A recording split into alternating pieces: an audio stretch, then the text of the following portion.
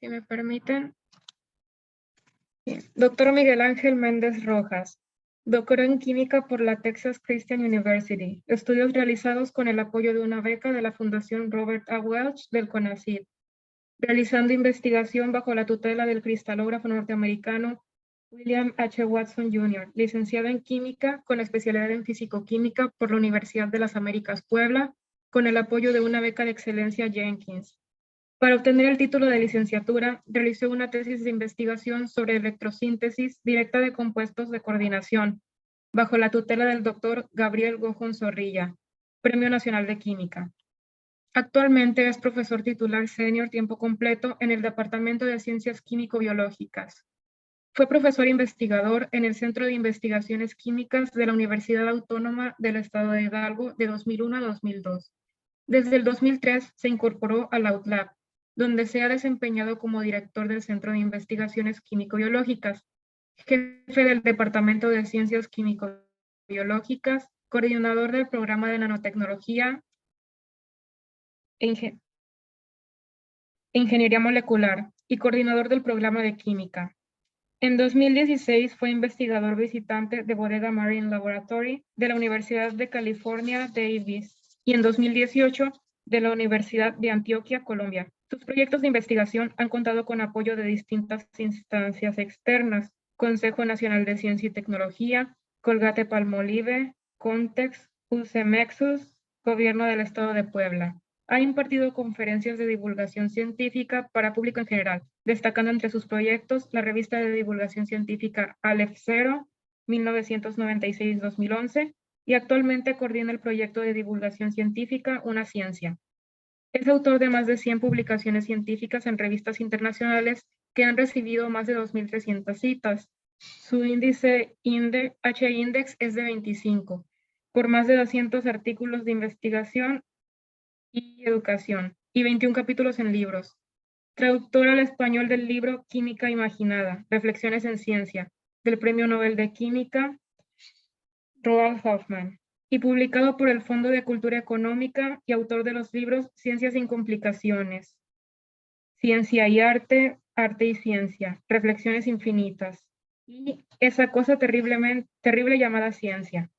Es miembro de la American Chemical Society, la Royal Society of Chemistry, Sociedad Química de México y de la Sociedad Mexicana para la Divulgación de la Ciencia y Técnica. Mantiene redes de colaboración en investigación con prestigiosas universidades nacionales y extranjeras, como la Universidad Complutense de Madrid, la University of Texas at San Antonio, la Universidad de Texas en Dallas, la Universidad Cristiana de Texas, el Hospital Infantil de México Federico Gómez, el Hospital General Manuel G. González, el Centro de Investigación Biomédica de Oriente, entre otros. Desde el 2011 es miembro del Sistema Nacional de Investigadores, siendo recientemente distinguido como investigador nacional nivel 3 desde enero de 2023. Ha dirigido o codirigido más de 90 tesis de licenciatura, 5 de maestrías, 5 de doctorado, 2 de doctorado en proceso. Ha presentado más de 100 conferencias por invitación en instituciones académicas nacionales e internacionales y más de 150 trabajos con los resultados de trabajo de su grupo de investigación se han presentado en eventos científicos nacionales e internacionales. Durante su trayectoria académica ha recibido reconocimientos, tales como el George Brown Jr. Award, otorgado al mejor proyecto de investigación, presentado en la convocatoria 2015 del University of California Institute of Mexico and United States Studies. Mención honorífica del Premio Estatal de Ciencia y Tecnología 2006, el Premio Estatal de Ciencia y Tecnología en la categoría de Divulgación Científica y Tecnológica 2013, y en 2 ocasiones la Medalla Compromiso con la Educación que le otorga la OutLab, 2011 y 2019. En 2022 recibió el Premio Nacional de Química Andrés Manuel del Río, otorgado por la Sociedad Química de México en la categoría Docencia en el Nivel Superior. Cedemos la palabra al doctor. La audiencia es toda suya. Muchas gracias. Denme un segundito para para compartir mi pantalla nada más, por favor. Confirmen si ya pueden ver. Sí, sí se puede ver. Muy bien. Bueno, pues agradezco la invitación y pues para mí es un gusto poder compartir un poquito sobre este tema que yo creo que además es un tema pertinente y actual porque, pues, como vamos a ver, pues hay una serie de preocupaciones que pueden estar, pues, en la mente de todas las personas alrededor, no solamente de los contaminantes tradicionales, sino de esta, digamos, nueva categoría de contaminantes nanoestructurados que, pues, probablemente están ya, pues, ahí en el aire, el agua y la tierra, ¿no? Con la cual estamos constantemente en contacto, ¿no? Así que, pues, vamos a platicar un poquito sobre esta pregunta, ¿no? De si debemos preocuparnos por los nanomateriales en el ambiente y bueno, pues en esa reflexión ver lo que hay por hacer y lo que se está haciendo, ¿no? Así que pues vamos a empezar, ¿no? De entrada, pues es importante que tengamos una idea clara sobre lo que significa el prefijo nano, que normalmente vamos a encontrar ya pues pegado a un montón de cosas, ¿no? A veces incluso lo platico con mis alumnos, pareciera así como una moda ponerle nano a cualquier cosa, ¿no? Entonces ya existe una área de la toxicología que está empezando a llamarse nanotoxicología para pues poder, digamos, tomar en cuenta, digamos, esta preocupación genuina sobre los materiales que se encuentran en dimensiones nanométricas, ¿no? Dimensiones que se encuentran más o menos, por definición, en el rango entre 1 y 100 nanómetros, que es 0.1 micras, ¿no? Entonces, materiales submicrométricos que por sus características, tanto de composición como de tamaño, pues podrían presentar una serie de propiedades físicas, químicas y biológicas que podrían hacerlos relevantes para un montón de cosas. Digo, hay aplicaciones tecnológicas que hoy en día pues para nosotros son claras, que aprovechan las características de los materiales nanoestructurados, pero pues desde el punto de vista de interacciones biológicas que pudieran, digamos, tener efectos no inmediatos, sino en el mediano o largo plazo, pues hay un montón de preguntas abiertas que no han podido ser todavía pues, respondidas de manera adecuada, ¿no? Además, hay una cierta tendencia a asociar este prefijo nano a una serie de cosas que pueden venir de la ciencia ficción, ¿no? Hay objetos imaginarios que podemos encontrar, digamos, como conceptos en la literatura, en el cine y en un montón, digamos, de cosas que ya pertenecen a nuestra cultura, pues, digamos, cotidiana, a la cultura pop, pues, que pueden estar asociados a la nanotecnología. Por ejemplo, hay un concepto muy particular que viene, pues, de los años 80, mediados de los 80, de una serie de trabajos que publicó y un libro en particular, Engines of Creation, Eric Drexler, que, pues, él se autodenomina, pues, como el primer nanotecnólogo formado, digo, tiene un doctorado en MIT, en un área, digamos, relativamente nueva para la época, que era la ingeniería molecular, la nanotecnología. Y bueno, pues ahí en sus artículos de divulgación y en particular en este libro, Engines of Creation, pues acuña un concepto denominado de Grey Goo, ¿no? O la amenaza gris, ¿no? Y este Grey Goo, pues digamos, ha sido explotado también en el imaginario, en la literatura, por ejemplo, fantástica, ¿no? Este autor, que probablemente ustedes han visto películas de los libros que ha escrito Michael Crichton, él es el creador, digamos, de series muy famosas como ER, o películas que han sido muy populares como Jurassic Park, ¿no?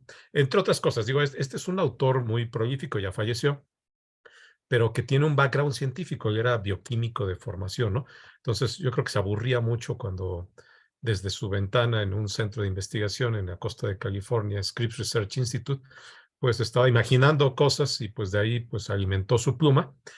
Y libros como Prey, que todavía no se ha, digamos, hecho película, pero sería interesante verlo, explota este concepto de la amenaza gris o el Grey Goo, en términos de esta idea de que algún día los investigadores seremos capaces de desarrollar esta también idea fantástica de los nanobots, ¿no? Pero nanobots que originalmente fueron diseñados para poder ser utilizados en la destrucción de contaminantes ambientales, ¿no? Entonces están así como que programados para que puedan identificar a la basura, particularmente plásticos, pues para poder, digamos, atraparlos, procesarlos y utilizando, pues, sus componentes, sobre todo es una fuente de carbono, pues autorreplicarse, ¿no? Entonces algo salió mal en todo eso y de pronto, pues estos nanobots empiezan a consumir otras fuentes de carbono. ¿Y qué creen que está hecho de carbono? Pues toda la vida, ¿no? Entonces de ahí, pues se viene en esta idea fantástica que explota libros como Prey, pues la destrucción prácticamente de toda la vida, a menos de que, pues como siempre ocurre en las películas, pues un grupo de científicos pues resuelve los problemas que otro grupo de científicos generó, ¿no? Pero bueno, esto sería tema de discusión para otro tema.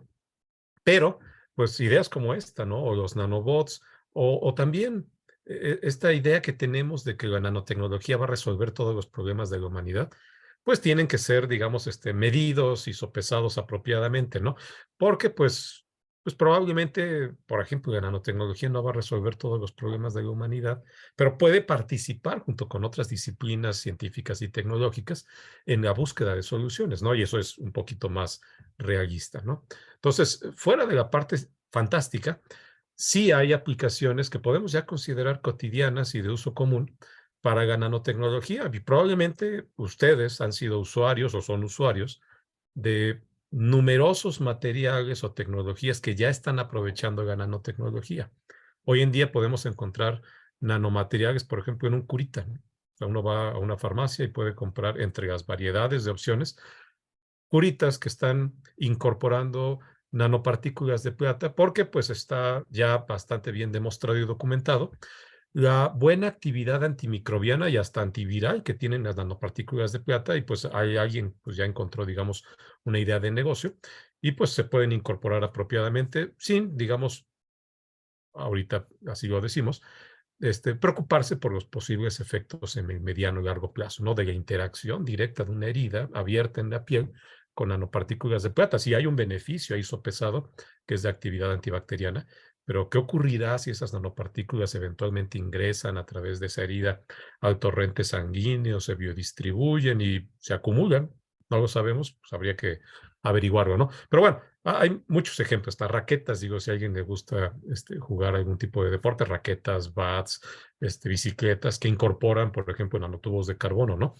Pero pues hoy en día, pues digamos, además de los beneficios que podemos asociar a ocupar estos nanomateriales dentro de bienes de uso común, hasta cosméticos, pues también tendríamos que preguntarnos en el ciclo de vida que un producto puede tener, pues qué va a ocurrir cuando pues ese objeto pues termina, digamos, en un depósito de basura y eventualmente empieza a degradar el material que lo contiene y de ahí se libera al medio ambiente, ¿no? ¿Cuántas toneladas de nanomateriales hoy en día podrían estar ya siendo liberadas de forma, pues vamos a decirlo así, cotidiana y constante en el medio ambiente y no estamos preocupados, o al menos no estamos enterados de las preocupaciones que deberíamos de tener al respecto, ¿no? ¿Y qué tipos de nanomateriales? Bueno, pues ahí hay mucho de dónde pues pensarle, ¿no? Hoy en día hemos estado diseñando nanomateriales que pueden ser, digamos, en términos de composición, pues bastante simples, ¿no? Nanotubos de carbono, ¿de qué están hechos carbono? Nanosferas de carbono, grafeno o materiales grafíticos de 2 o más dimensiones que presenten, digamos, en su composición química únicamente átomos de carbono. Claro, son interesantes también aquellos que están dopados con otros heteroátomos, porque esto puede modificar sus propiedades mecánicas, electrónicas u ópticas, ¿no? Pero a partir, digamos, de esta amplia variedad de nanomateriales que tenemos presentes hoy en día, de óxidos metálicos, de metales cerovalentes, de materiales poliméricos, sintéticos o biocompatibles o biodegradables, etcétera, pues tenemos una amplia variedad de nanomateriales que por sus características físicas van a presentar propiedades interesantes desde el punto de vista tecnológico y que finalmente pues pueden tener, digamos, alguna aplicación comercial, ¿no? Y de entre estas aplicaciones comerciales, algunas que pueden, pues eventualmente representar una situación de preocupación que nos permita, digamos, abordar el tema del ciclo de vida y de los potenciales impactos en los ecosistemas, en el medio ambiente, ¿no? Y en particular hay una categoría de nanomateriales llamados nanomateriales de ingeniería, pues los cuales por su complejidad pues van a presentar una serie de retos, tanto para su síntesis como caracterización, pero también la evaluación de sus transformaciones a lo largo de su ciclo de vida. Probablemente pues han leído por ahí algún artículo de investigación que dice que podemos utilizar puntos cuánticos en, por ejemplo, pantallas, ¿no? Y digo, ya no es una cosa que nos imaginemos que pudiera llegar a ocurrir. Digo, hoy puede uno acudir a una tienda donde vendan equipos electrodomésticos y encontrarse televisiones que utilizan tecnología de puntos cuánticos, estas de QLED, ¿no? Bueno, estas tecnologías de puntos cuánticos que han sido muy eficientes para generar imágenes de ultra alta resolución, con una nitidez y además en la parte de colores, pues colores que probablemente incluso superan nuestra capacidad en términos de nuestro órgano de visión para poder aprovechar, digamos, las múltiples tonalidades que se pueden generar, pues tienen pues una cuestión ahí interesante en términos de su potencial toxicidad.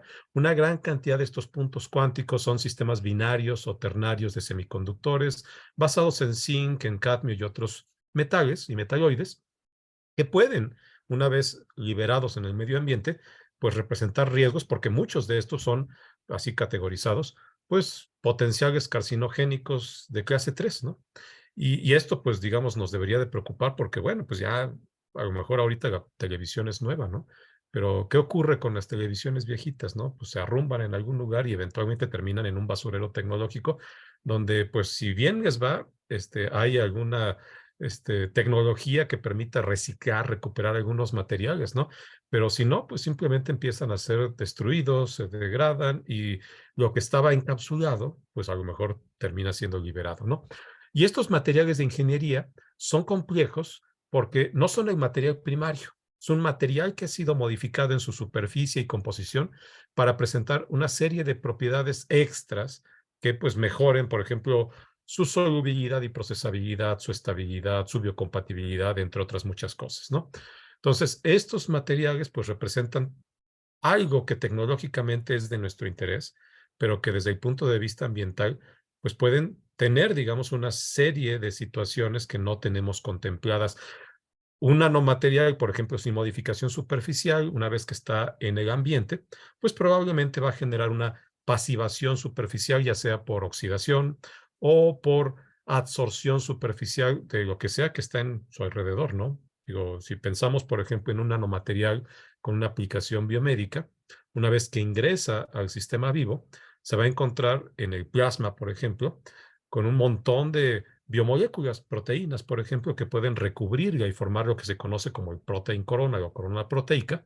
Y ya con eso están sufriendo una serie de modificaciones que pueden modificar su toxicidad, su estabilidad, su posibilidad o no de mantenerse estables en solución o precipitarse o agregarse, ¿no?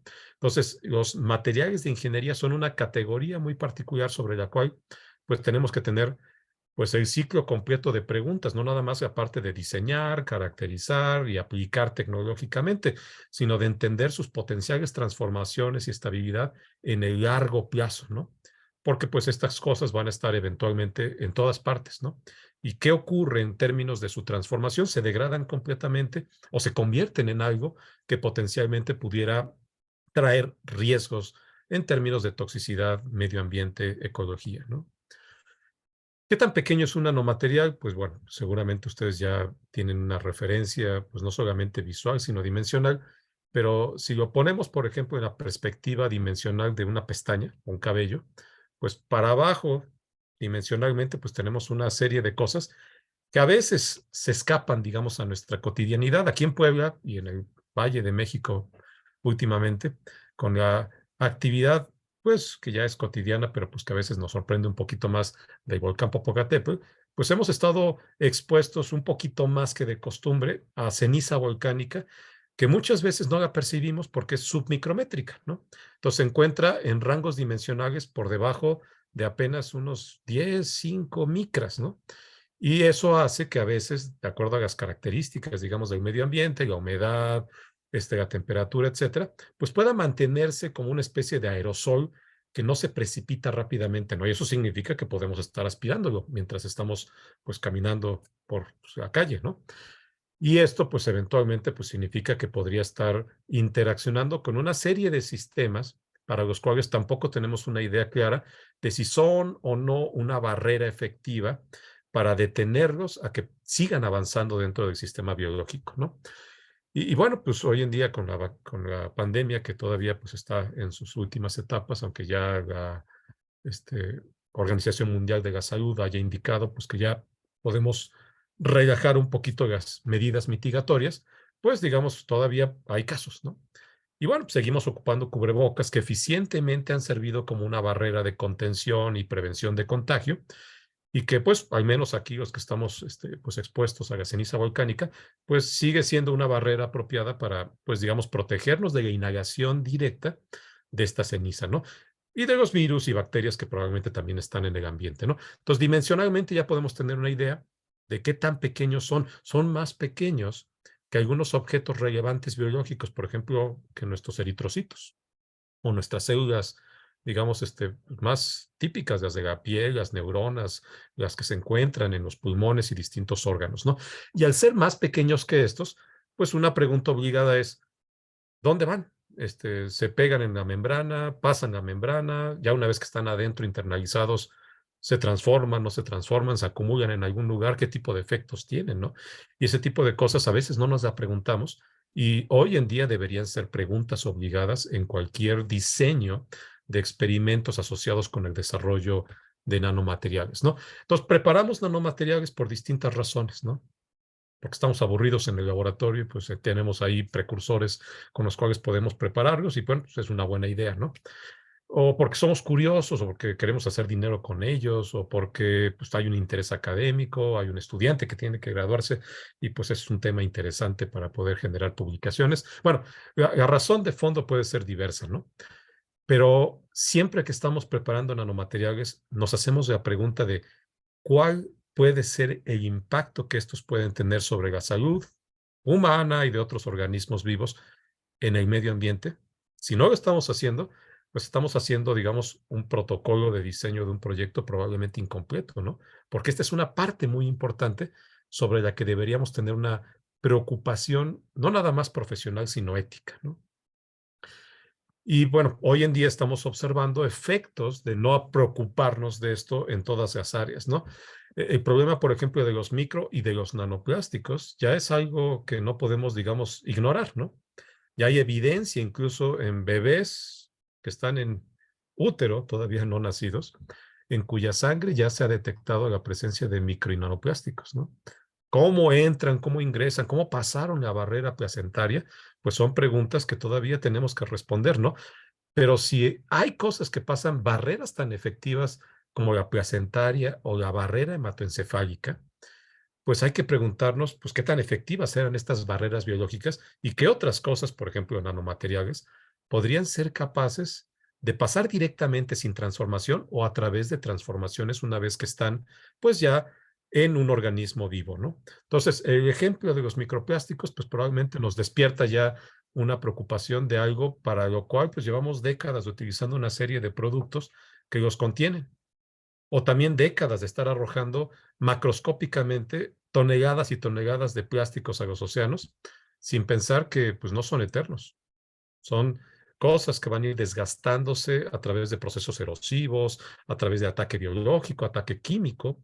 Simplemente, si ustedes tienen un pedazo de plástico en un vaso con agua, agua común y corriente, y se encuentra, digamos, en ciclos de, por ejemplo, irradiación lumínica solar o cambios de temperatura, lentamente se van a ir liberando, pues, estos microplásticos a través, por ejemplo, de primero los aditivos que están incorporados en los plásticos y eventualmente la degradación, por ejemplo, fotoquímica de las cadenas poliméricas en cadenas más cortas, ¿no? Y después de días o meses vamos a tener ahí detectables, pues cadenas pequeñas de microplásticos que pues pueden pasar, digamos, a lo mejor a través de estas barreras biológicas, ¿no? Y representar un riesgo de exposición para la salud humana, ¿no? Eso nos lleva entonces a que, bueno, la toxicología que ya como disciplina existe, está abordando este problema de los materiales nanoestructurados. Desde los años 90 ha habido, digamos, una serie de publicaciones y trabajos de grupos de investigación en todo el mundo que acuñando el término de nanotoxicología, tratan de abordar el problema que no está apropiadamente abordado por un área de la toxicología que se denomina de partículas ultrafinas, porque aunque las partículas ultrafinas entre otras cosas, incluyen a los nanomateriales, no necesariamente tienen los métodos de análisis, evaluación de impacto que son requeridos para los nanomateriales, ¿no?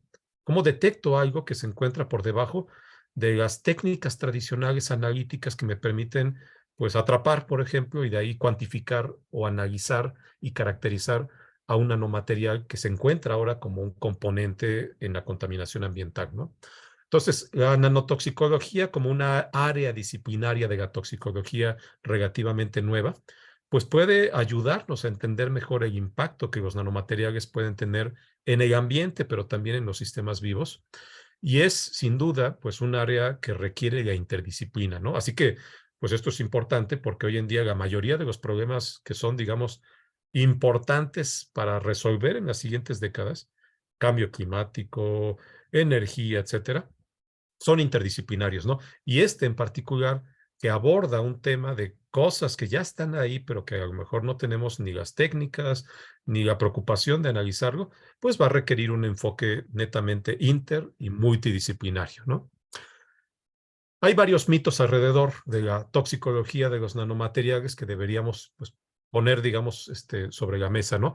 El primero es esta idea que no necesariamente es cierta, de que hoy en día estamos más expuestos que antes a los nanomateriales. Y esto es a lo mejor pues una cosa que podemos pensar como cierta, porque pues ¿dónde se hacen los nanomateriales? Pues en los laboratorios científicos que apenas, digamos, están así con los últimos 30 años, pues abordando el tema de los nanomateriales. Entonces es nuevo, ¿no?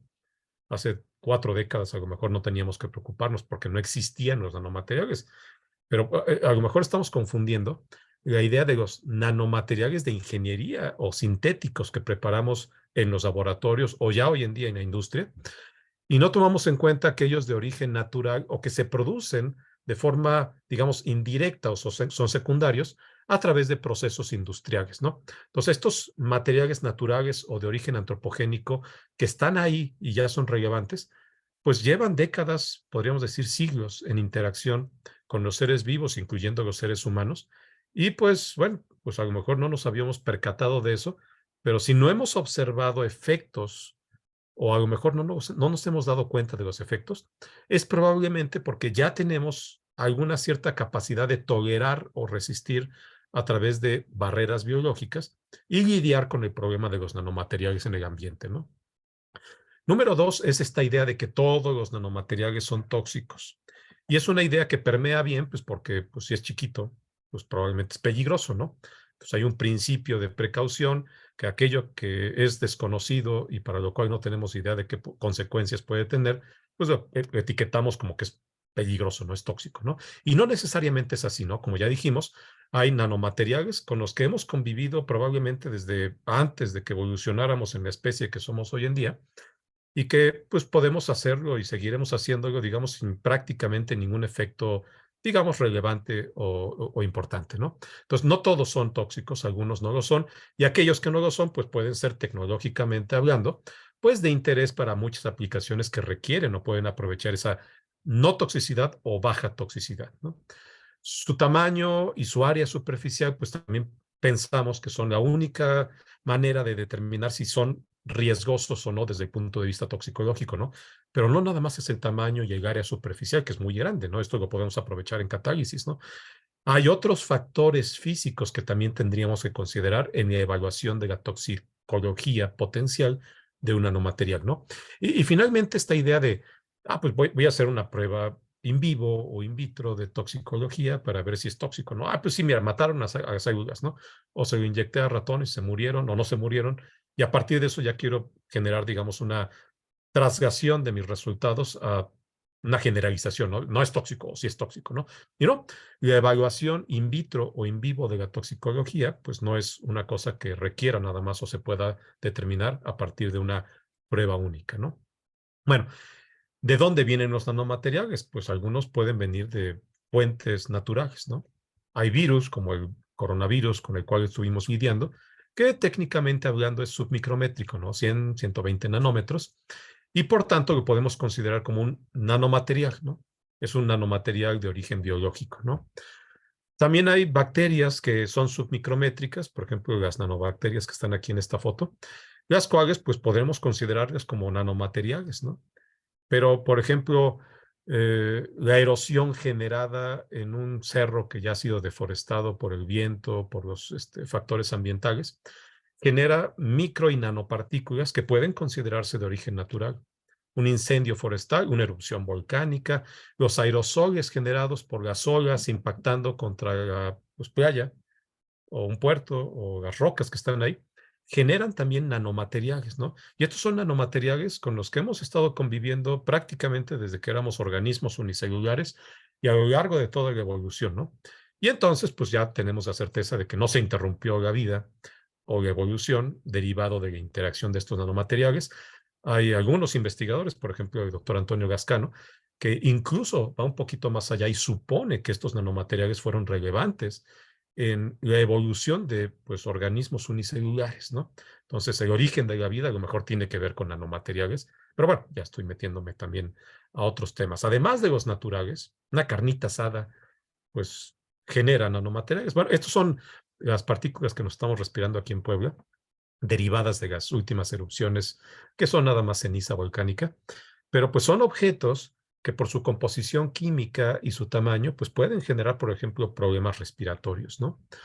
Porque pues pueden pasar barreras a lo largo de los distintos niveles del sistema respiratorio y acumularse, por ejemplo, en el sistema alveolo pulmonar. Y ahí pueden generar procesos inflamatorios que pueden terminar incluso en inflamación y necrosis de tejidos que ya pues comprometen la función respiratoria, ¿no? Pero bueno, los materiales antropogénicos, les decía, por ejemplo, una carnita asada, ¿no? Una carnita asada puede generar nanopartículas, claro que sí. O sea, ahí mientras está ahí asándose el cabrito o lo que sea, pues ese carbón que está siendo consumido en un proceso de combustión es, digamos, dividido finamente por el proceso térmico en partículas submicrométricas, que algunas de ellas quedan incorporadas en la carnita, ¿no? ¿A poco pues no sabe más rica así con un poquito de carboncito respecto, así la preparo pues en mi sartén, ¿no? Bueno, estas cosas son nanomateriales, ¿no? Lo que sale del escape de los automóviles, de los camiones, sobre todo si no están bien afinados, dentro de un motor de combustión, pues tenemos procesos no muy eficientes que pueden generar que la combustión sea incompleta, ¿no? Y eso va a generar nanopartículas de carbono, pero el desgaste mecánico del motor también puede generar óxidos metálicos nanoestructurados, ¿no? Todo eso va al ambiente. Todo eso lo podemos potencialmente estar respirando y ya no es una anécdota, hay un montón de trabajos reportados en la literatura científica de la caracterización de estos nanomateriales como contaminantes que están presentes en el aire que respiramos en las grandes ciudades y que incluso tenemos evidencia de que llegan a penetrar las distintas barreras biológicas y alojarse en órganos incluso como el cerebro, ¿no? Entonces ahí está, ¿no? Hay un ciclo de aplicaciones tecnológicas, generación de energía, nanomedicina, hasta lavar, ¿no? O sea, hay unas lavadoras que uno le pica un botón y generan plata coloidal, son nanopartículas de plata, porque pues, como es antibacteriana, pues desinfecta, ¿no? Entonces es un ciclo de lavado que genera además prendas que para ciertas cosas, por ejemplo, en un hospital, pues hay un beneficio de que se encuentren desinfectadas, ¿no? Hay ya tecnologías que hay hospitales que compran para desinfectar material quirúrgico, ropa de cama, etcétera, utilizando aerosoles de nanopartículas de plata o de cobre, ¿no? Y bueno, pues estas son tecnologías que ya están ahí, ¿no? Ya estamos utilizándolas y están aprovechando precisamente la naturaleza de los nanomateriales en algo que es útil, pero que no tenemos una idea, por ejemplo, de qué impacto puede tener. A ver, después de cuántos ciclos de estar picando ahí el botón de nanopartículas de plata, plata coloidal, ¿a dónde se va esa plata que está ahí con las aguas de desecho de lavado? Pues al drenaje. ¿Y a dónde se va esa agua? Pues no se va necesariamente a una planta de tratamiento que esté adaptada para poder hacer frente a un material que es antibacteriano, ¿no? Al contrario, a lo mejor llega una planta de tratamiento que tiene una tecnología biológica de tratamiento, lodos activados, ¿no? ¿Y qué tal pues, si llegan las nanopartículas y matan ahí a las cepas bacterianas que eran utilizadas para el tratamiento de agua? Pues ya inhabilitan, ¿no? Entonces, a lo mejor hay que empezar a diseñar en pretratamientos antes de que llegue a la etapa de globos activados, ¿no? Una vez que están en el medio ambiente, los nanomateriales pues pueden moverse de distintas maneras, ¿no? Si los respiramos, pues van a llegar probablemente a las distintas partes del sistema respiratorio, a lo mejor se quedan en la nariz.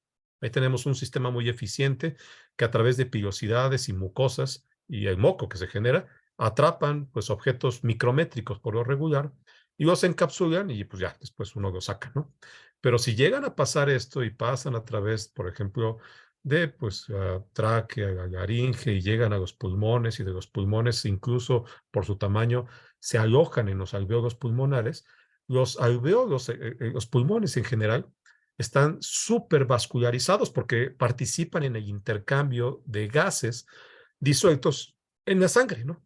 Entonces, pues ahí llega la sangre que transporta el dióxido de carbono que está recogiendo de todos los tejidos del cuerpo para oxigenarse, ¿no? Entonces, en ese intercambio de gases, pues puede haber a través de la interacción de los alvéolos pulmonares con el sistema sanguíneo, la movilidad de nanopartículas a la sangre y de ahí se relocalizan a cualquier parte, ¿no? Entonces, es una parte importante que además implica riesgos de biodistribución y acumulación en distintos órganos, ¿no? También podríamos, pues, estar expuestos en el medio ambiente a través de la piel, ¿no? Pero la piel es una barrera muy eficiente, ¿no? La piel prácticamente, a menos de que esté cortada, va a detener partículas que se encuentran, pues, en rangos dimensionales, pues, alrededor de 10, 12, 20 nanómetros, ¿no? Una cortadita, pues sí puede provocar que pasen a través de las distintas capas de la dermis, epidermis, y de ahí que entren en contacto con la vascularización, los vasos sanguíneos, y de ahí pues pueden biodistribuirse, ¿no? Si la naturaleza de dichas partículas es, por ejemplo, lipofílica, pues pueden entonces, por procesos pasivos, penetrar las capas de grasa de la piel y de ahí llegar a vasos sanguíneos y biodistribuirse, ¿no? La barrera menos efectiva es la de ingestión, ¿no? O sea, si me estoy comiendo mi torta ahí dentro del laboratorio o pues ahí hay exposición de nanopartículas en el ambiente donde estoy comiendo o bebiendo algo, pues muy probablemente pues van a llegar al estómago en donde pues la barrera es muy poco efectiva.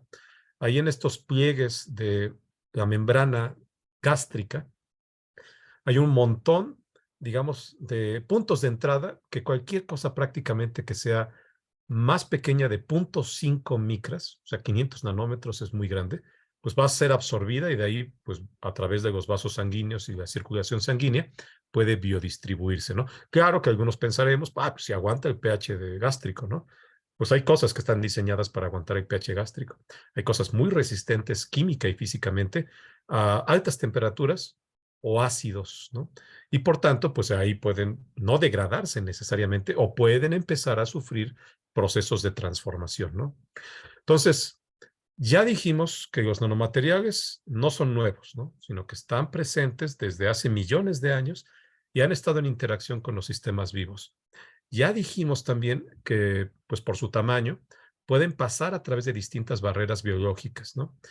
Y ya dijimos ahora, pues que también el tamaño y el área no son los únicos factores importantes, ¿no? ¿Cuál es su composición química? ¿Es cristalino, no es cristalino, es amorfo? ¿Cuál es su modificación superficial o es posiblemente susceptible de sufrir procesos de modificación superficial en el ambiente, en el agua, en medio biológico, ¿no? Todas estas otras características físicas pues van a ser importantes para poder determinar en una caracterización apropiada si un nanomaterial pues puede presentar o no un riesgo toxicológico, ¿no? Y en particular cuando estamos hablando de exposición a nanomateriales, la historia previa de exposición es importante.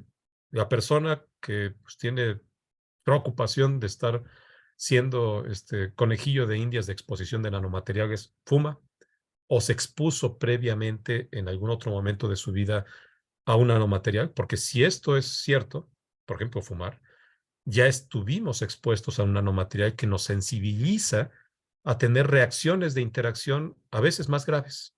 Y eso pues puede hacer que la respuesta de una persona con presensitización sea muy distinta a una persona que por primera vez entra en contacto con un nanomaterial, ¿no?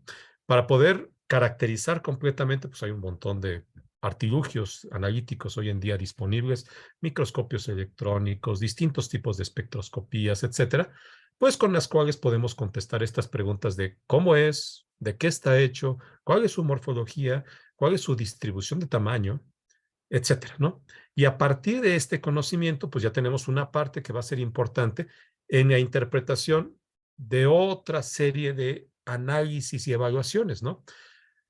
Químicamente, ¿de qué está compuesto? Cuando interacciona con un modelo celular, ¿lo mata, no lo mata? ¿Qué tipo de efectos tiene?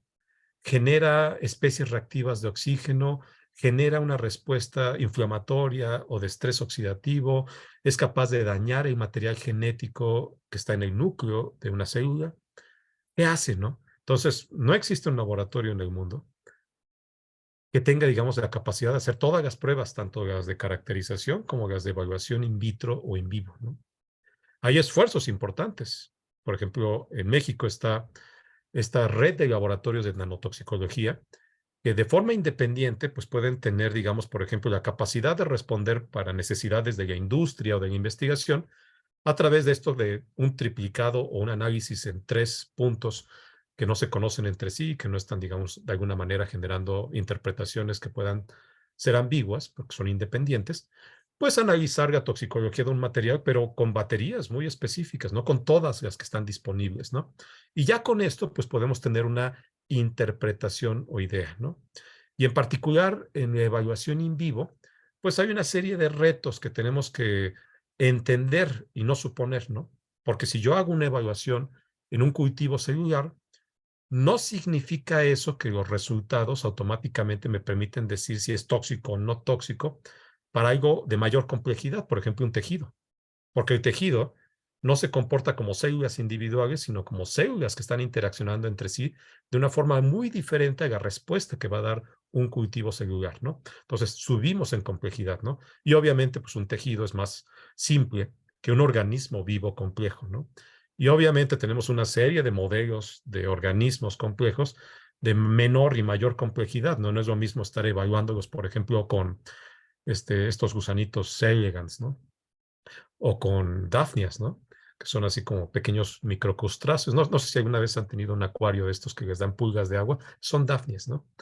Y estas dafnias, pues son un organismo ya muy utilizado para evaluación de ecotoxicidad, pero por supuesto que su comportamiento es muy distinto al de un pez o al de un ratón, o al de un mono, o lo que ocurriría con un ser humano, que no es que haya así como que convocatorias abiertas para ver, buscamos voluntarios para humanos que firmen un acta de consentimiento porque vamos a evaluar los riesgos de toxicología al exponerlos a un nanomaterial, ¿no?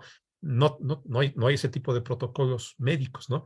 Pero sí hay evidencia indirecta derivada, por ejemplo, de accidentes industriales, accidentes de exposición, en donde, pues bueno, algo ocurrió que no debería pasar, pero pues entre que estamos ayudando a la persona para salir de esa situación de exposición aguda, subcrónica o crónica, pues tenemos la oportunidad de tener datos, ¿no? Que pueden ayudarnos pues en el futuro a prevenir, tratar o evitar ese tipo de problemas, ¿no? De exposición, ¿no? Entonces, la nanotoxicología requiere pues un montón de cosas, ¿no? Caracterizar, identificar los riesgos de toxicología o de interacción, evaluar el riesgo, manejar el riesgo y eventualmente evaluar la exposición, ¿no? Hay una serie de normas, por ejemplo, en ambientes laborales, que no necesariamente hoy en día incorporan la evaluación de riesgos de nanotoxicología. Claro, ya están normas de trabajo que implican, pues, que debe contar el trabajador al menos, pues, con una serie de medidas de higiene y protección personal para las cosas que ya sabemos que pueden estar interaccionando en el ambiente, ¿no? Pero para aquellas que no, o para aquellas en donde los medios mitigatorios que hoy en día utilizamos no son suficientes, ¿qué estamos haciendo, no? Entonces, hace falta completar este ciclo, un, incluyendo esta parte de la toxicología de los nanomateriales, ¿no? Aquí en la Universidad de las Américas, pues hemos estado trabajando en algunos proyectos, por ejemplo, en la colaboración que hicimos algún tiempo atrás con la Universidad de California en Davis, allá en Bodega Marín, pues evaluamos utilizando un modelo de ecotoxicología, el mejillón, el Mytilus calgoprovincialis. ¿Qué ocurría en particular con sus hemocitos? Los hemocitos son como su sistema inmunitario, ¿no? Así como nuestros macrófagos que encontramos, por ejemplo, en sangre, ¿no? Y en otros órganos, ¿no? Entonces, es muy importante evaluar la interacción del sistema inmune con los contaminantes porque son prácticamente nuestra primera línea de defensa, ¿no? Si estos son vencidos de entrada, pues ya todo lo demás, pues probablemente va a tener consecuencias, ¿no? Pero bueno, estos macrófagos, por ejemplo, pues pueden atrapar, para eso están diseñados biológicamente, objetos externos, bacterias, virus, nanomateriales, encapsularlos, digerirlos o a través de, pues, una vez que ya están encapsulados, la excreción de gradación y con eso mitigar o evitar el riesgo, ¿no? Entonces, nosotros evaluamos nanomateriales con y sin modificaciones superficiales. Las modificaciones superficiales es utilizando, por ejemplo, polisacáridos y veíamos cómo interaccionaban, se internalizaban o no en las células del sistema modelo y pues si esto generaba o no algún tipo de toxicidad a los mejillones, ¿no? Y la respuesta es que, pues sí hay toxicidad, pero sobre todo cuando no son modificados superficialmente, ¿no?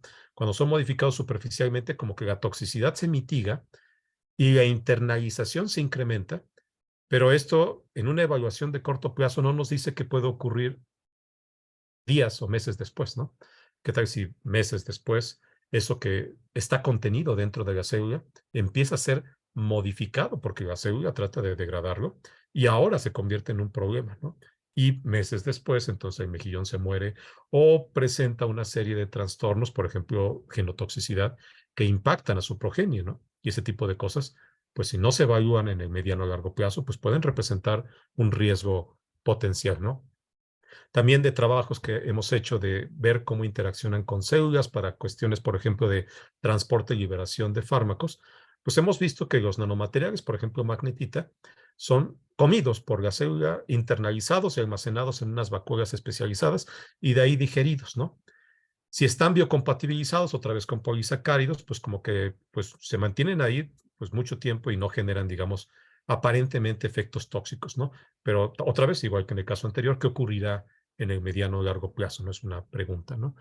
Como evaluamos su aplicación para liberación controlada de fármacos, pues lo estuvimos viendo en su interacción, por ejemplo, con sistemas modelos animales, para ver si liberaban pues, un fármaco en el cerebro, ¿no? Y aquí una pregunta que nos hicimos es, bueno, si los inyectamos directamente en el cerebro, pues obviamente que van a generar una interacción con las neuronas, con el sistema nervioso, ¿no? Pero ¿será que estos nanomateriales pueden pasar por una vía no directa? Entonces los aerolizamos y se los suministramos a través de la nariz, ¿no? Del olfato, ¿no? Y bueno, en el olfato tenemos un órgano que pues es, digamos, este, el bulbo olfatorio, ¿no? Y este bulbo olfatorio, pues prácticamente es una puerta de entrada al cerebro, ¿no? Es una zona que tiene terminaciones nerviosas. Y bueno, sí encontramos que hay así como que un caminito de difusión a través del bulbo olfatorio de las nanopartículas de óxido de hierro, de magnetita, y eventualmente pues las encontramos en el cerebro, ¿no? Entonces, esto de que se encuentren en el cerebro, pues puede presentar, digamos, un riesgo, pero es también interesante desde el punto de vista de que pues estamos observando evidencia de que en la interacción ambiental con nanomateriales hay diferentes vías de exposición que pueden llevar a acumulación y, pues, por tanto, interacciones con distintos tipos de sistemas, algunos demasiado importantes como es el sistema nervioso central, ¿no? Con nanopartículas de sílica, en colaboración con colegas de Simvestab en la Ciudad de México, pues también tratamos de entender cómo, por su carga superficial, interaccionan de manera más específica o no con neuronas que se encuentran activadas, polarizadas, ¿no? Entonces, sí vimos, primero, pues que las nanopartículas como que se acumulan a lo largo del cuerpo axonal, ¿no? Y del cuerpo, digamos, de la neurona, ¿no? Pero en particular observamos que cuando están polarizadas, pues prácticamente se tapizan de nanopartículas que presentan carga superficial, ¿no? Entonces, esto, pues desde el punto de vista de, pues para diseñar nanomateriales que puedan ser capaces de liberar de forma controlada fármacos en el cerebro, pues es interesante, ¿no? Pero pues, oiga, y esa neurona ya tapizada, así empanizada con nanopartículas de sílice cargadas, ¿es funcional? Se va a seguir polarizando de manera normal, se mantiene polarizada. Por ejemplo, hay trastornos neurológicos como la epilepsia que implican modificaciones en la capacidad de polarización, ¿no? Entonces, esto o podría servir para diseñar, pues a lo mejor un tratamiento, pero también podría representar un riesgo en las modificaciones, afectaciones del funcionamiento normal del sistema nervioso, ¿no? Hoy en día ya hay también evidencias, lo comentaba al principio de esta presentación, de que los nanomateriales que están en el ambiente, estas son, por ejemplo, nanopartículas de óxidos metálicos, penetran por vías todavía desconocidas. Nosotros sospechamos que a través del bulbo olfatorio, pero pueden haber otras vías, y de ahí llegan al cerebro, ¿no? Entonces, en cadáveres humanos en ciudades muy contaminadas como Londres o Ciudad de México, se detectó en el cerebro, una vez que se realizan las autopsias de estos pacientes, de estos individuos, nanopartículas de óxidos metálicos, de cobalto, de níquel, de manganeso, de hierro, obviamente, de cromo. Y bueno, además de la pregunta de cómo llegaron ahí, la otra parte es qué tipo de efectos pudieron tener, ¿no?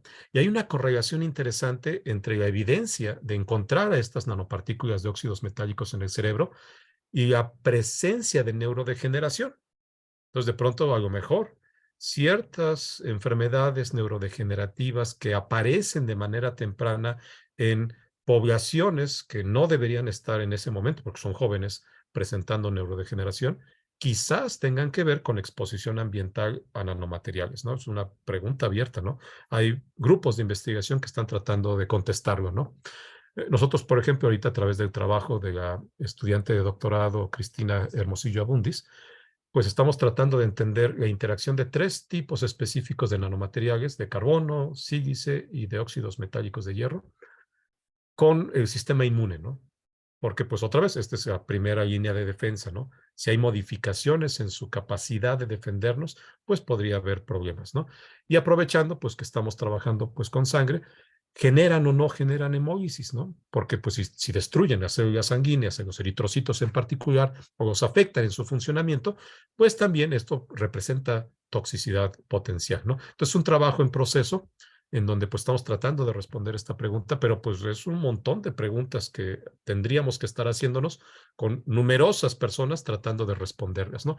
Ahorita de la evidencia que hoy en la mañana estábamos platicando Cristi y yo, pues sí hay, digamos, una cierta hemólisis que ya entra, digamos, del rango que podemos considerar de interés toxicológico, ¿no? Entonces, ¿qué ocurrirá pues, con otros nanomateriales que no están, por ejemplo, considerados aquí? Pues alguien tendrá que estudiarlos. ¿Qué ocurrirá con otros sistemas, no? ¿Qué pasa si se acumulan en riñones? ¿Qué pasa si se acumulan en corazón? ¿Qué pasa si llegan a cerebro? ¿Qué tipo de transformaciones? ¿Qué tipo de efectos? ¿Qué tipo de impactos pueden tener, no? Pues bueno, eso lo revisamos en un artículo de revisión relativamente reciente y vemos que por tamaños pueden distribuirse de manera distinta y por tanto pues llegar a diferentes tipos de sistemas y por tanto generar diferentes tipos de efectos, ¿no? Y en particular los efectos neurológicos son de preocupación, ¿no? Porque pues van a despertar a través de la internalización una serie de efectos muy impredecibles, ¿no? Inflamación, generación de especies reactivas, modificaciones en la estabilidad de proteínas que forman, por ejemplo, agregados de forma de placas, por ejemplo, proteicas, etcétera, ¿no? Incluso trastornos cognitivos de aprendizaje, ¿no? Que tienen que evaluarse psicológicamente, ¿no? Entonces, ese tipo de cosas que quizás debamos empezar a preguntarnos de manera interdisciplinaria, psicólogos, médicos, ambientalistas, toxicólogos, para entender los riesgos a los cuales estamos hoy en día expuestos por la exposición a nanomateriales, ¿no? Bueno, ya por tiempo voy a adelantar aquí. ¿Sí debemos o no preocuparnos? Pues la respuesta es sí, ¿no? Pero debemos ocuparnos, ¿no? Es decir, debemos incorporar en nuestros proyectos esta parte de evaluación de las diferentes potenciales riesgos que pueden presentar los nanomateriales en el corto mediano plazo, ¿no? Utilizando pues las herramientas que tengamos a nuestra disposición para los modelos in vitro o in vivo, ¿no?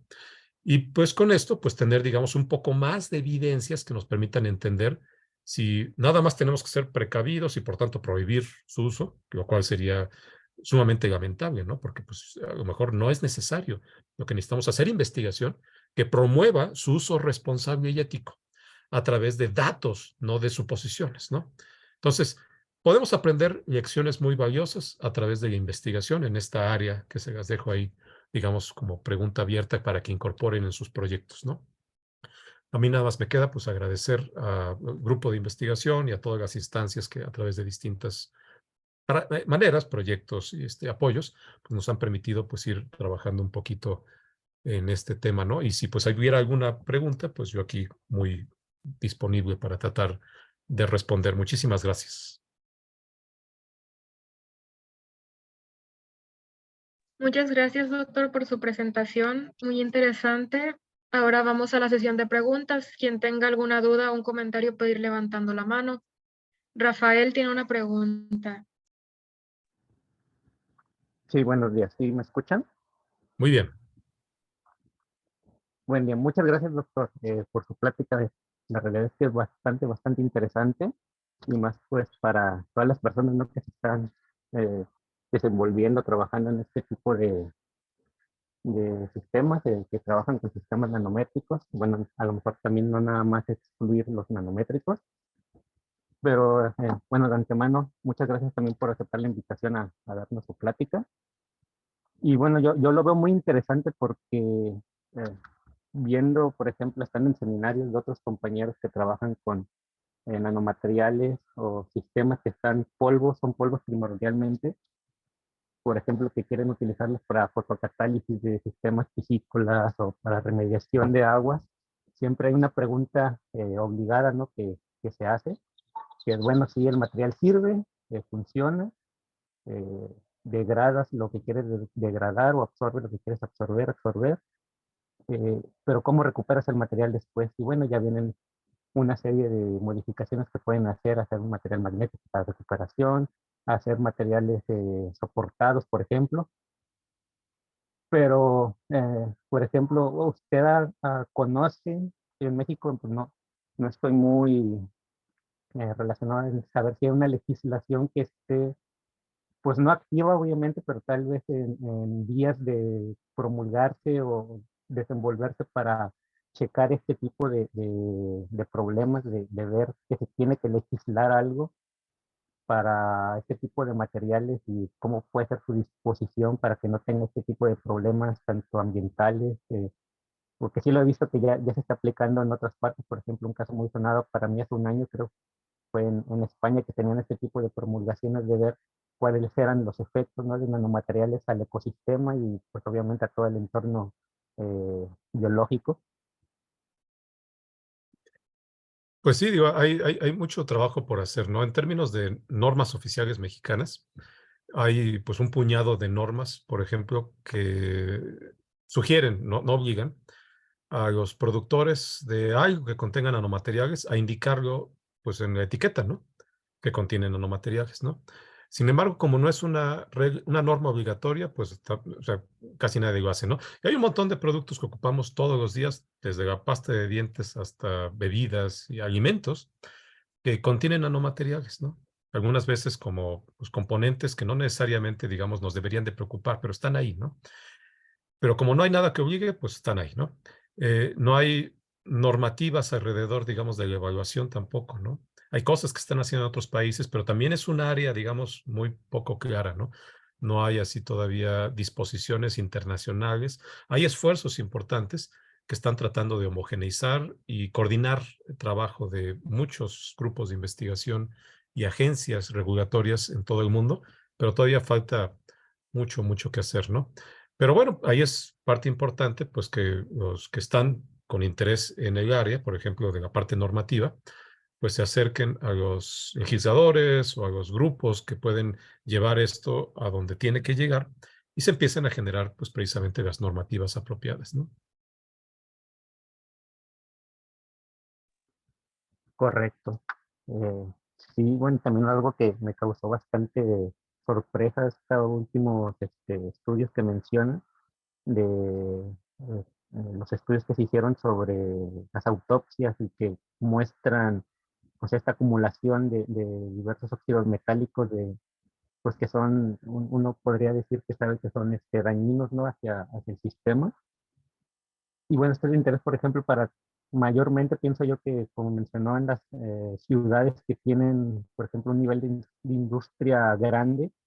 Aquí en la zona se está tratando de llevar por parte de aquí del grupo un estudio sobre la calidad del aire en esa parte, de ver qué tipo de partículas están suspendidas, porque sí, y bueno, obviamente tratar de correlacionarlo, ¿no? Con el nivel de enfermedades como ha aumentado, daños al sistema respiratorio. Entonces sí, tendríamos que voltear a ver. Creo que pues, la mayoría de las personas, en sí todos los que hacen investigación y se trabajan no nada más en investigación, sino hacia la sociedad que no está eh, con el conocimiento como tal de qué es lo que respira al final de cuentas. Ellos dicen, estoy aquí viviendo porque aquí me tocó vivir, y no tienen ni idea de qué es lo que están respirando y cuáles son los problemas que pueden asociarse a un futuro, ¿no? A largo plazo, como se menciona. Bastante interesante la plática. Muchas gracias, doctor. Y bueno, esperamos que nos pueda en un futuro seguir dando estos seminarios tan interesantes. Gracias, doctor Rafael. Estoy viendo unas preguntas aquí en el chat, así que voy a contestar así como las voy viendo. Víctor Gámez pregunta si considera importante incluir la parte del proceso de síntesis de nanomateriales. ya que muchos de ellos se consideran no tóxicos, pero su proceso de síntesis genera muchos contaminantes al medio ambiente. Por supuesto, y esto no solamente en la síntesis a nivel académico, ¿no? Hoy en día ya hay industrias que están produciendo, algunas muy tradicionales, pues bienes de consumo materiales, que como subproducto hay nanomateriales, ¿no? Por ejemplo, aquí en Puebla yo lo tengo muy presente en la parte metalmecánica, ¿no? O sea, uno entra dentro de una empresa que se dedica, por ejemplo, a través de prensado, a generar distintos componentes de la industria automotriz. Y este proceso de prensado, que es, digamos, mecánicamente, digamos, muy intenso, genera por fricción polvos micro y nanoestructurados. Y esto, pues, es una fuente de nanocontaminantes, ¿no? Entonces, habría que ver, por ejemplo, si los trabajadores tienen o no los medios protectivos apropiados, ¿no? Pero sin duda, dentro de un laboratorio, ¿no? A lo mejor una práctica que es muy común en laboratorios donde trabajan con nanomateriales de, vamos a sonicar esta solución acuosa de nanomateriales un ratito para que se dispersen bien y se homogeneice. No lo estamos haciendo de manera apropiada porque si está abierto el contenedor que estamos sonicando, se generan aerosoles y estos aerosoles pueden contener algunos nanomateriales de los que están ahí en la solución, ¿no? ¿Y a dónde se van? Pues a todas partes dentro del laboratorio, porque se dispersan. Entonces, lo ideal sería hacerlo en un lugar, por ejemplo, dentro de una campana, en donde haya extracción de gases y de preferencia con el contenedor tapado, ¿no? Para que así no haya riesgo de generación y distribución de aerosoles que contienen nanocontaminantes, ¿no? Entonces, por supuesto que desde la síntesis tendríamos que estar preocupándonos, ¿no? Keia, Maffer y Caro preguntan, ¿podría explicar más a fondo sobre la modificación química superficial y cómo se aplica en el área nanotecnológica? Esto en particular para nanomateriales de ingeniería implica que si ya tengo un nanomaterial base, ¿no? Por ejemplo, nanotubos de carbono, que están hechos básicamente de carbono. Si yo quiero la superficie hacer, por ejemplo, que sea más biocompatible, pues le puedo pegar una biomolécula, una proteína, albúmina, por ejemplo, o un aminoácido, que haga que pues, pueda ser reconocido por el sistema biológico y con eso pues no lo rechace, ¿no? O que incremente su solubilidad si es que no es soluble en un medio, en agua, por ejemplo, ¿no? Entonces, esa parte química, ¿no? De aprovechar que son superficies hechas de componentes químicos que pueden ser, digamos, derivatizables químicamente hablando y podemos pegar cosas, acoplar cosas, funcionalizar, ¿no? Entonces, a eso se refiere, ¿no? Y su aplicación es diversa, ¿no? Puede ser simplemente para hacer más biocompatible, puede ser para hacerlo más soluble, pero también puede ser para darle nuevas propiedades. Por ejemplo, yo podría pegar en la superficie de una nanopartícula que no es fluorescente un agente de fluorescencia. Entonces ya puedo hacer un monitoreo in vivo a través de pues, algún medio que me permita aprovechar la fluorescencia, ¿no? Entonces, a eso se refiere la modificación química superficial, ¿no?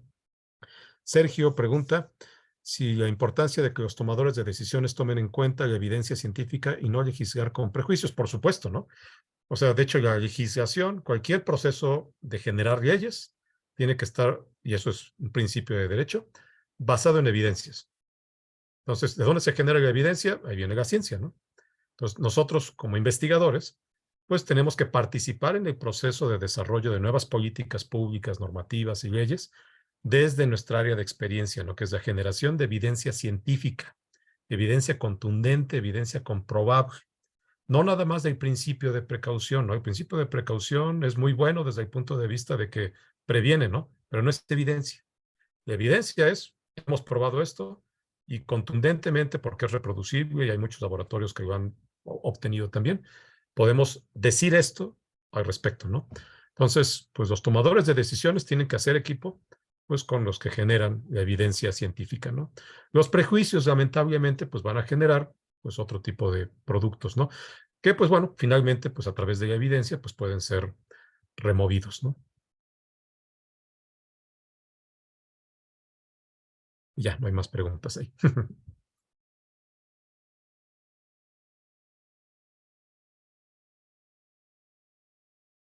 Rosemary pregunta, dice que haya ido sobre enfermedades muy sonadas como autismo y cómo se asocia a partículas de materia que están en el ambiente, Alzheimer asociado al arsénico. Me sorprende la parte de que estos nanotóxicos sobrepasen barreras de protección como la placentaria. ¿Cómo se pudiera contribuir a la reducción de contaminación de este tipo de nanotóxicos? ¿Se puede implementar una regulación específica como la conocida clasificación de RSU. Y la respuesta es sí, ¿no? Pero con evidencia, ¿no? Porque digamos, de entrada, ya que tenemos evidencia de que las barreras biológicas no son tan efectivas para ciertas cosas, tenemos que entender cómo es que esto que es capaz de pasar la barrera llega a donde no quisiéramos que llegue, ¿no? Llega como el material, digamos, no funcionalizado, llega como el material funcionalizado, llega como un material transformado por interacción con el sistema biológico. Y mientras no podamos responder esto, pues no tenemos realmente una evidencia de cómo está pues entrando ni generando una cierta toxicología, ¿no? Porque a lo mejor entra, pero no es tóxico. A lo mejor entra, pero no como material primario, sino como un material transformado biológicamente, ¿no? Entonces, ¿qué requiere eso? Pues equipos de trabajo, millones de pesos de financiamiento y años de trabajo para poder tener, digamos, esa parte que podamos decir contundentemente responde o no responde a nuestras preguntas de investigación, ¿no? Pero bueno, mientras, principio de precaución y a lo mejor sí que las normas de hay o no nanomateriales en un producto de consumo no sugieran, sino que obliguen, ¿no? Para que podamos, a través de la prevención, disminuir los riesgos potenciales, ¿no?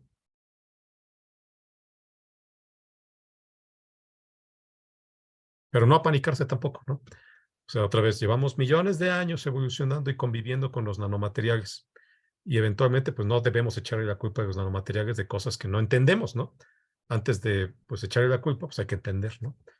Y la bronca es que hay un montón de enfermedades, no recientes, pero sí cada vez más frecuentes en población joven, que no sabemos su origen, ¿no? Su etiología clínica es, pues así, desconocida, ¿no? Y a veces, pues lo más fácil es echarle la culpa, pues al nuevo, ¿no? Pues, ay, el nuevo es el culpable. No, no, no. No necesariamente, a lo mejor tiene otro origen, ¿no? Pero, pues, ¿qué requiere eso para contestar? Evidencia, ¿no? ¿Qué requiere para generar evidencia? Pues investigación.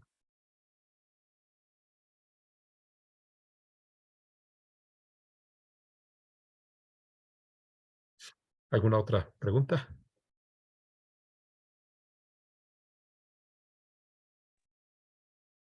El doctor Felipe tiene la mano levantada. Adelante, doctor. Bueno, doctor, buenos días. Pues yo soy aquí el encargado de este grupo. Y bueno, aquí nuestros estudiantes son los que